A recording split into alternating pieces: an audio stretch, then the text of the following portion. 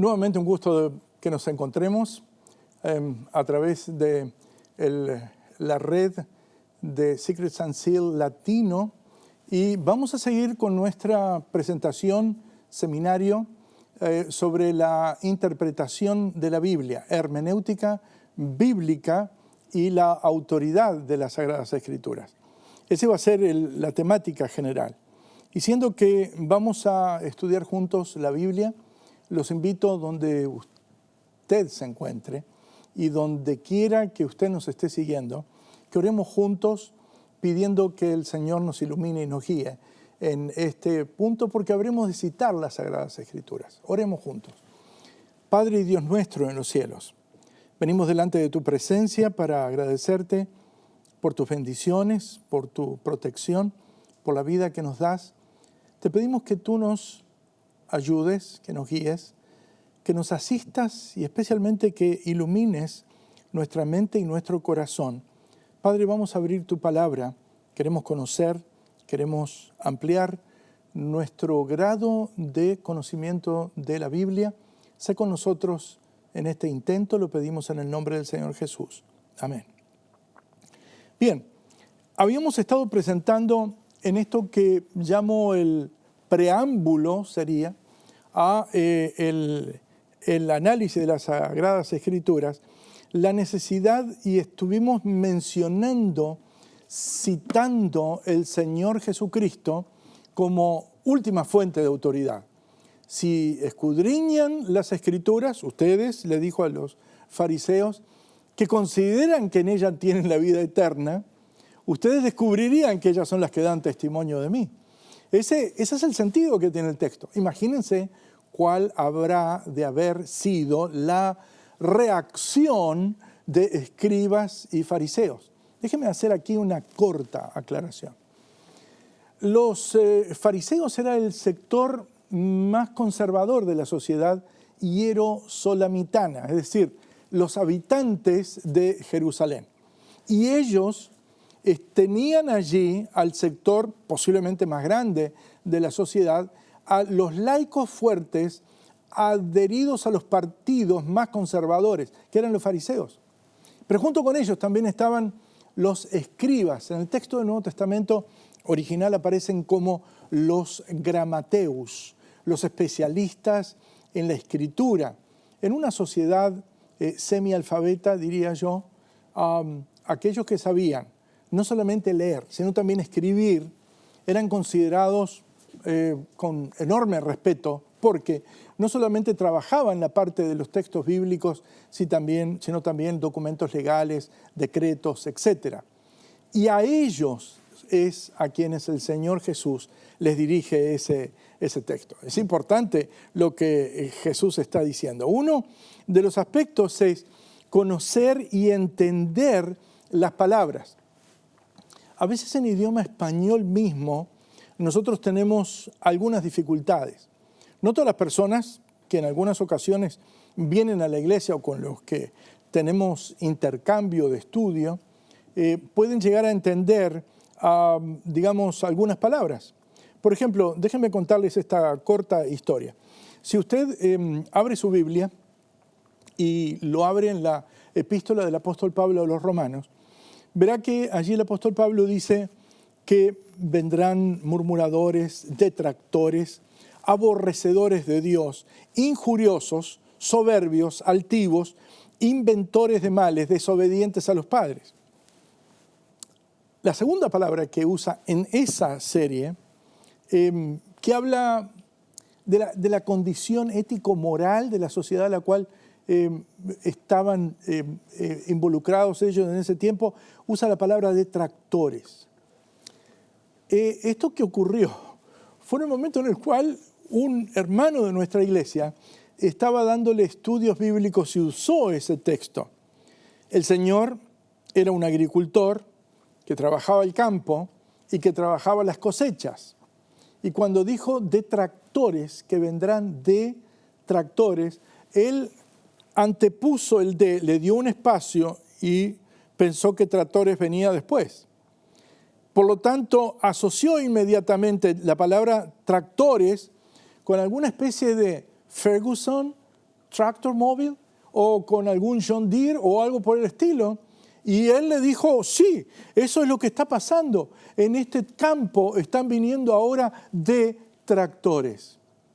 La palabra detractor, cuando nosotros analizamos, son aquellos que están repeliendo el sentido, que resisten y otorgan una alternativa al sentido. Y cuando nosotros hablamos, y en el uso buen vocabulario del idioma español utilizamos RAE, Real Academia Española, vamos a encontrar ese aspecto. Por lo tanto, recomendación sexta, porque en la presentación anterior estuvimos llegando hasta la quinta de métodos de estudio. Estudie el contexto de los pasajes, el sentido de las palabras y el contexto bajo consideración, relacionándolo con oraciones y párrafos que le preceden y le siguen. Cuando usted está leyendo un texto de la Biblia, vea la relación que tiene con lo que antecede al texto y vea la relación que tiene el pasaje con lo que sigue al pasaje de la Biblia. Y trate de relacionar este aspecto con los usos y las palabras que tiene en el contexto mayor. De hecho, a veces cuando nosotros llegamos a estudiar algunos libros, es bueno tener una idea general del contexto de las Sagradas Escrituras, especialmente dentro de ese pasaje. Séptimo, tanto como sea posible, averigüe las circunstancias históricas en las que ese libro, ese pasaje, ese capítulo, ese texto específicamente fue escrito, porque allí hubieron varios elementos importantes. Uno, el Espíritu Santo inspiró al escritor bíblico y este produjo el texto que usted está leyendo. En octavo lugar, determine el tipo literario que está utilizando el autor.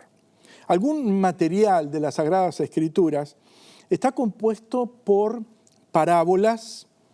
Las parábolas no pueden tomarse las palabras, a veces las parábolas tomarse literalmente, sino que la parábola está ejemplificando algo en una especie de reflexión de continuo que se está dando, y usted tiene que tener en cuenta ese aspecto.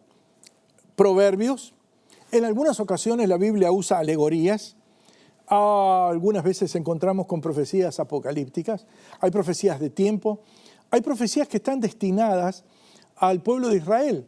Hoy algunos distinguen la profecía apocalíptica de la profecía clásica, y esos aspectos nosotros los debemos tener en cuenta, ya que muchos escritores bíblicos presentaron en gran parte de sus pasajes, a veces en alguna nota poética. Por ejemplo, el libro de Isaías. Déjenme decirles algo en relación con el libro de Isaías, especialmente en este aspecto para poder determinar el libro o la característica literaria del documento. El libro de Isaías es un documento muy especial en las Sagradas Escrituras. Prácticamente, casi que más del 90% de los vocablos que se utilizan en el hebreo en el Antiguo Testamento se encuentran en el libro de Isaías. Eso significa un uso vocabular muy amplio. E Isaías era no solamente el predicador de la corte, sino que también en algunos casos, cuando usted lee, algunas de las traducciones están fragmentadas. ¿Por qué? Porque va a encontrar que el texto no está justificado a la derecha, es decir, no se corta en forma recta, y eso es lo que significa justificado a la derecha, el texto, sino que el traductor está siguiendo el flujo del movimiento, de la cadencia de la poesía literaria que utiliza Isaías al hablar, porque su vocabulario era sumamente rico. Hoy en día, si se lo podría comparar, se diría, era algo así como el Shakespeare, el Cervantes del Antiguo Testamento. Y ese es un aspecto, digamos, a tener en cuenta. Noveno, reconozca que un texto bíblico determinado no necesariamente se conforma en cada detalle a las categorías literarias actuales.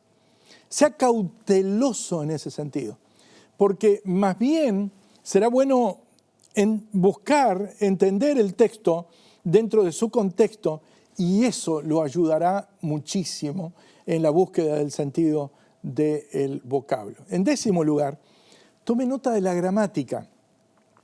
Se está usando pasado, se está usando el presente, se está usando un subjuntivo, se está presentando un imperativo.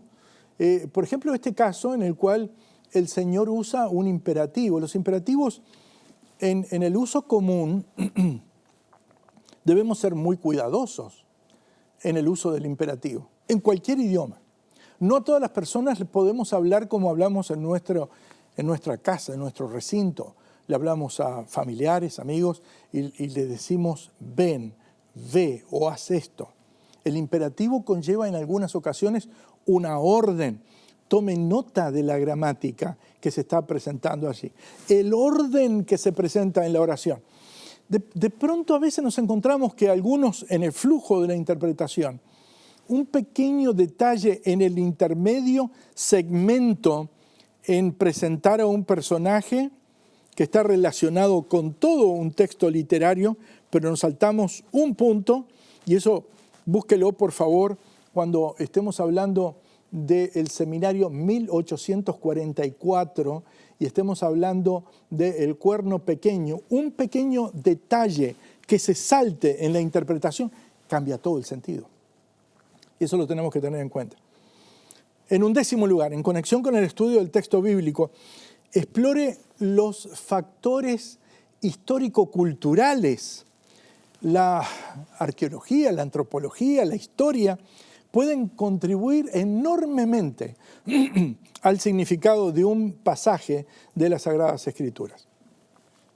En decimosegundo lugar, los adventistas creemos que Dios inspiró a Elena de White y por consiguiente sus exposiciones sobre un pasaje bíblico determinado ofrecen una guía inspirada al significado de los textos como para que podamos llegar a tener un conocimiento. Eso significa algo importante. No que Elena de White sustituya a las Sagradas Escrituras. No, eso no es lo que quiere decir esto. Y por favor no malinterpreten autores, pensadores, reflexólogos evangélicos o católicos que nos están siguiendo, porque eso no lo sostenemos nosotros. Ella misma, Elena de White, se presentó como una luz menor que alumbra una luz mayor. Y ese es el sentido con el que lo debemos leer. Y en decimotercer lugar, después de estudiar tal como se acaba de bosquejar en esta resumida presentación, recurra a los diferentes comentarios bíblicos, ayudas, léxicos, que de tal manera que usted pueda llegar a tener una noción del texto bíblico, pero sobre todas las cosas, lea la Biblia, lea la Biblia. No la deje, como dice la letra de una canción popular en el sur, sola sobre un calefón. Y quienes son del sur y conocen la disciplina musical a la cual me refiero, no más palabras porque le ponen las comillas y ya saben a qué me estoy refiriendo. Pasemos a otro punto y es el siguiente. Al estudiar a diario la Biblia, esto nos ayuda a familiarizarnos con el vocabulario, con las palabras de la Biblia, con el sentido fundamental que dichas palabras tienen. Porque quiero decirles que la Biblia nos educa, nos edifica y nos construye y desarrolla en nosotros fe. Porque cuando nosotros estamos leyendo las Sagradas Escrituras, no olvide, está leyendo un libro escrito por seres humanos, pero cuyo autor es divino. Porque toda palabra, dice las Sagradas Escrituras, es inspirada por Dios y útil para redarguir, para corregir, para instruir en justicia. Lo señala esto el apóstol Pablo en su epístola al joven Timoteo. Y definitivamente ese es un aspecto importante.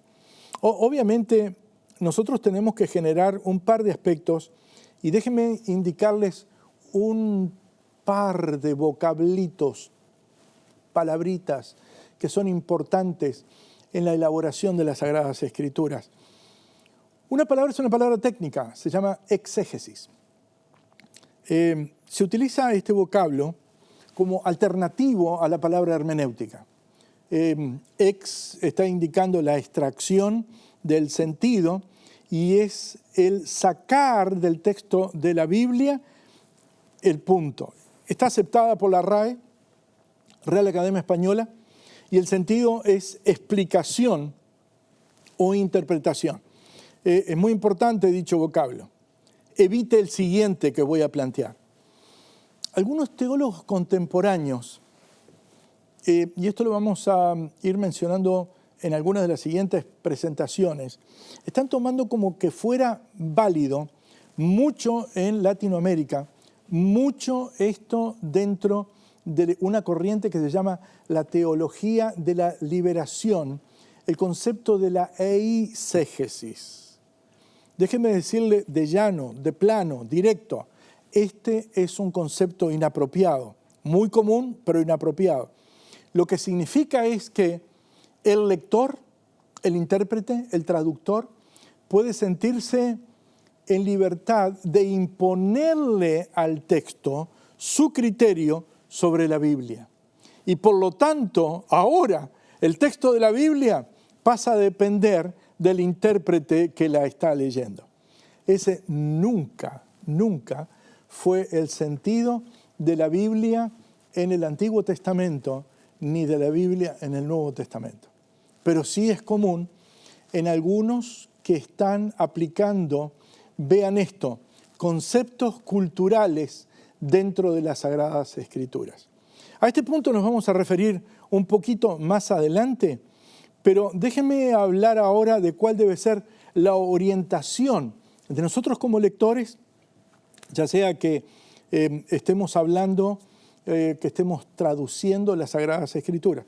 A mí muchas veces me ha tocado trabajar en la traducción o manejar grupos de intérpretes, especialmente que están relacionados con el mensaje.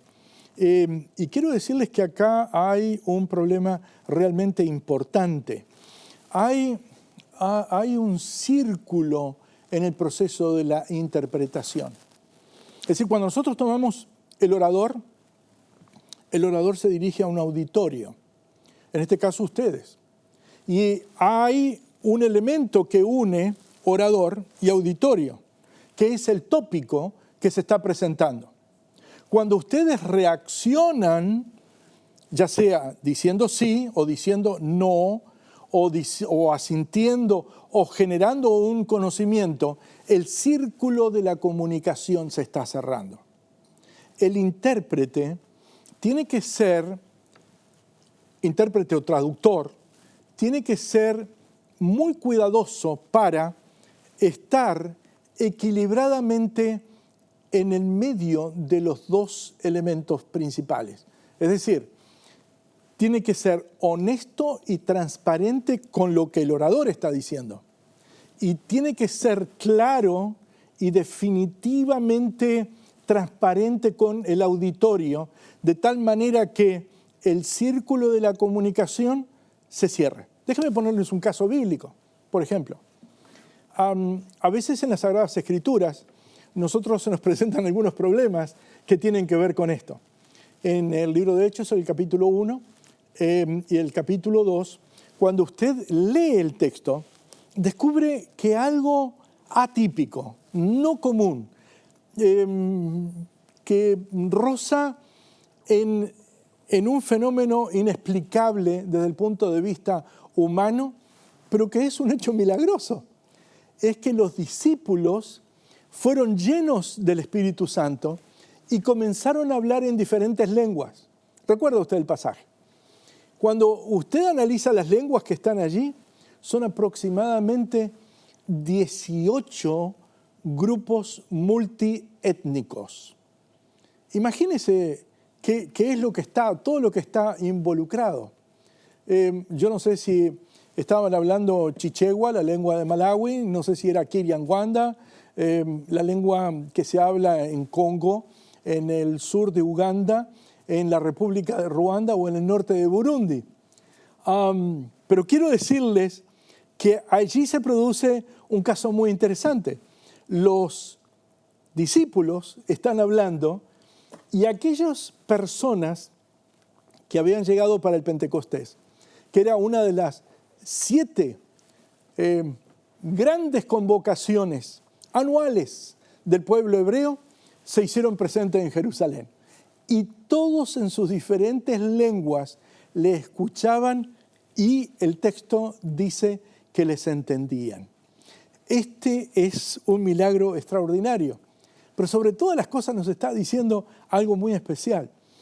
El Señor puede hacer una especie de, discúlpenme lo que voy a decir a continuación, una especie de Google Translation inmediato, de tal manera que haya comprensión de lo que la Biblia dice. Y eso es lo que debemos buscar. ¿Saben por qué? Porque el texto de la Biblia es inspirado por el Espíritu Santo. Y sentimos paz en nuestro corazón, sentimos alegría en nuestra vida, en nuestra mente, cuando descubrimos el texto de la Biblia. Permítanme hablar un segundo, un minuto o 2 quizás, sobre la orientación que debe tener correcta en el texto bíblico. El texto bíblico debe fluir hacia el lector, intérprete de las Sagradas Escrituras.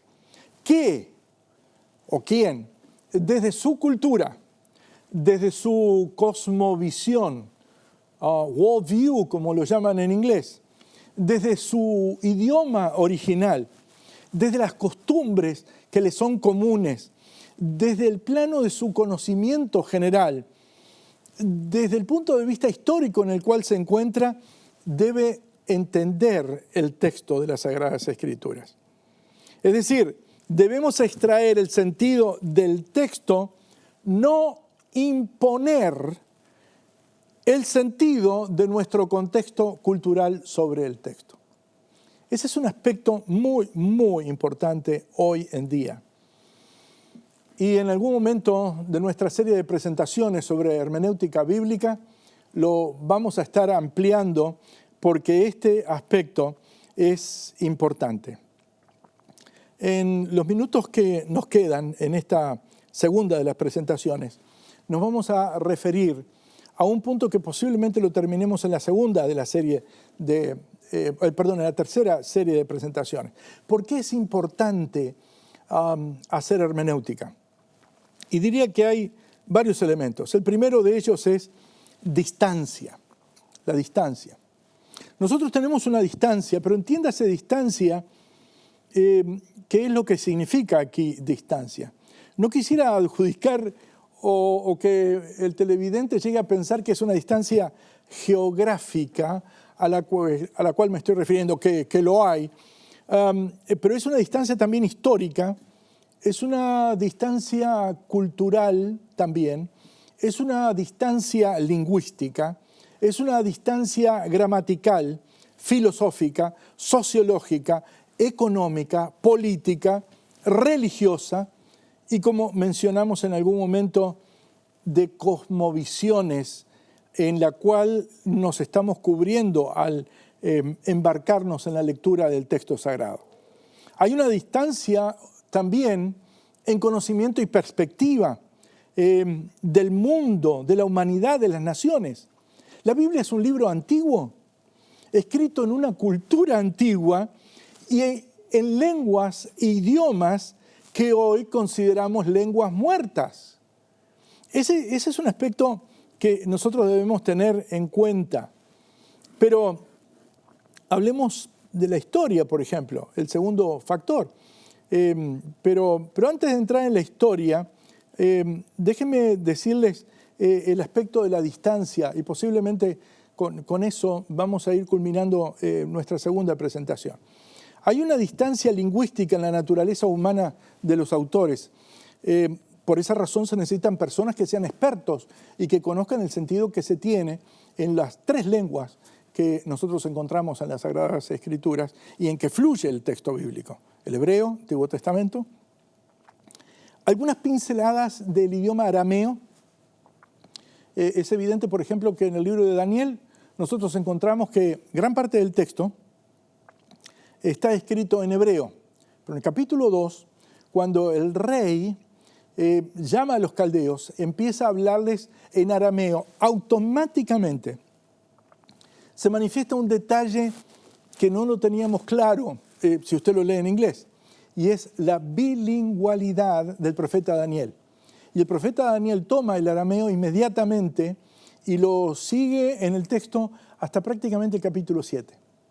El arameo y el hebreo están relacionados como, diría, con una relación cercana de parentesco, como que fuera una lengua de la vinculación de portugués con español, por ejemplo, con gallego, y ustedes lo pueden ver en el texto, ese aspecto.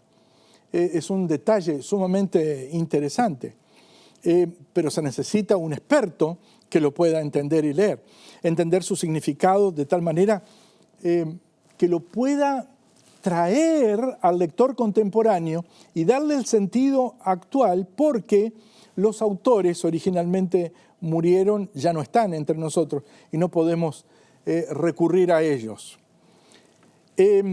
La interpretación de los textos es un intento de establecer un sentido por el que se eliminen las distancias, para que haya un acercamiento del hombre con el Señor, de lo divino con lo humano.